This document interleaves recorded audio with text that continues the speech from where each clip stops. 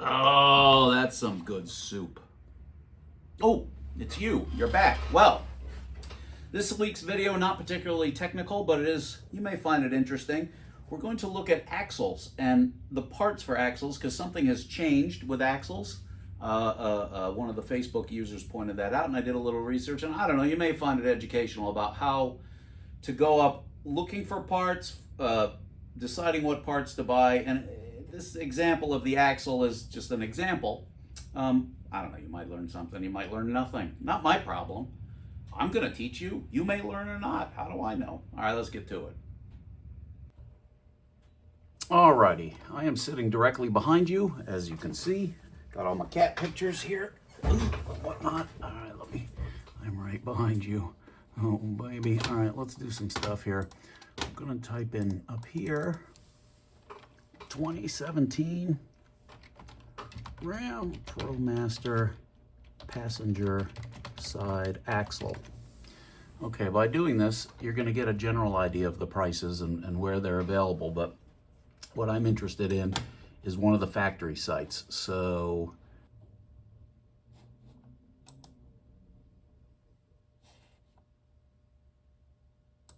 oh, I see. Okay. All right, now what's important about this is the axle shaft half side. This part number is important. Let's copy that. You can see pictures of it. This is the passenger side axle. Whoop-de-frickin-dee. Now, this software that you see here is generic.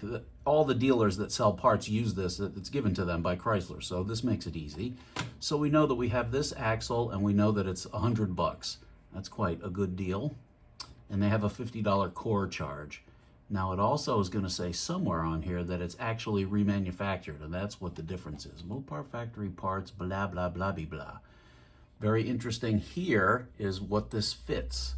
It's going to show you 21, all different weights, all the way back to 14. What it's telling you is that the axle is identical for all these years and all three weights. You'll find that all three weights of the vans are always identical, but 14 through 21, all the axles are the same.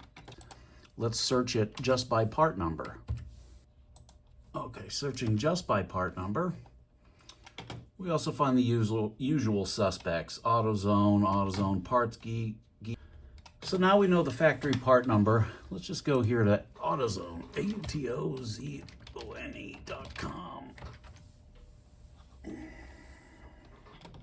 So it's a pain in the ass. Okay, it's got my store set and it's pulling up for a truck. So if I just type axle, CV axle, I don't care about your damn coupon. Okay, now that's very interesting. Part number, application driver side, application passenger side. So AutoZone has this axle for $228. And they have some related parts. That's very interesting. Let's try O'Reilly's. It's got a store. Let's add a vehicle. Let's add a 17 Ram Promaster 3500 base. Pick the right engine because they are different from diesel to thing. Okay. Axle. All right, there it is. Now they have it for these prices. I want to show you something else here too while we're here. This is the intermediate shaft, which is only on the passenger side, obviously, and it does what it does. Okay, here we are on the dealer site. This is what I use to buy parts because I have an account with the dealer. You don't have such a thing. Let's look at this intermediate shaft. $477 with a list price, assuming you could see, of $620. So if you walk in, they're going to charge you $625 for this. And they're only going to charge me $477. But let's see if we can do better than that. All right, let's go to, just do a regular web search with that part number. What's it pull up? Well, it pulls up that part number at all various places. Amazon. You'll notice quite a big discrepancy in parts, especially at Amazon. But here's the important thing to know. Let's go to one of these Mopar specific, My Mopar parts, okay? The nice thing about this software is that as we're searching by part number, it's going to pull up sites that look like this, which are the dealers' parts, because a lot of the dealers sell parts online, and this is kind of how they do it. But what's interesting here is vehicle fitment. So it's now going to show me what this part number fits. This is the intermediate shaft. Remember, look here. 2021, all three Promasters, this part number fits. 2020, all three part numbers, this fits. 2019, Journey, the Crossroad, the GT, and the SE. The reason it lists that out is because there was a four-wheel drive Journey that you could get. Back to Promaster, Journey. So basically it's saying any two-wheel drive Journey and Promaster. And oh, look what we've got here. In 2013, the same part fits a Chrysler 200, a Dodge Avenger, a Dodge Journey in these various trims, which are all your two-wheel drive trims. 2012, 2011, going all the way back to 2011. So what's it mean? The intermediate shaft for the Promaster is the same as for a 2011 Journey, a 2012 Journey, a 200, blah, blah, blah. Right? Okay, great. Now we know that. So if I go back to, or if I go to, let's say I go to AutoZone. Note here I've looked it up for a 2014 Journey. Smart. We're interested in this. Okay. Duralast 165. So that's a major difference.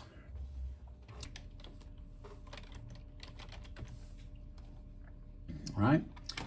I've got in here a Journey, but let's go back here to a Promaster, and I'm going to find the intermediate shaft.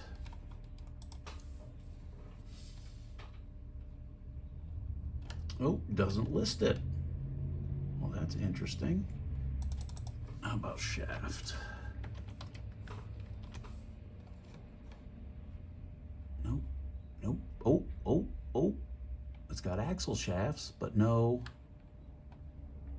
doesn't. There it is. There's the Dorman for $389, right? That's exciting. So what did we learn? Not a hell of a lot. What we did learn is how to search for parts and how to put the power of the web to your advantage to see if some of the parts are common amongst other Chryslers, because most of the engine and almost literally all of the transmission, almost all of the transmission parts are common. And the thing we also learned is that for some reason, I don't know why, the dealer doesn't sell the new crazy priced axles anymore. They only sell remans, and they sell them at a half the price of the normal parts retailers, unless you're willing to go Amazon or something like that. I should make a couple of notes on this video. One, shit that you buy on Amazon may or may not be good. It may be counterfeit. I don't know. I'd have to tell you on a case-by-case basis. I can tell you that with the oil coolers, it's counterfeit. I'd be hesitant, but I can tell you for headlight buckets, I don't care if they're counterfeit, they're fine. And some other parts like that, the tonal panels that go above, the little trim panels that go above or below that little thing that looks like a little toenail cut clipping, those have been fine from Amazon, whatever. I can also tell you that the majors are your O'Reilly's and your AutoZone, and I could have put in a section in there about how to search for used parts at junkyards by using a junkyard search engine called car-part.com. That, you would have learned a lot if I had done that, but this video is already too goddamn long, and we really haven't learned very much. We have learned that there are times and many examples of parts that should exist at AutoZone or O'Reilly's and don't, because they simply haven't programmed the software to make it thus. That axle shaft would be a thing. It's sitting there on the shelf, but it doesn't show up for a Promaster. There was a similar story with the transmission pan gaskets. Never showed one for a Promaster because factory they come gooped with RTV.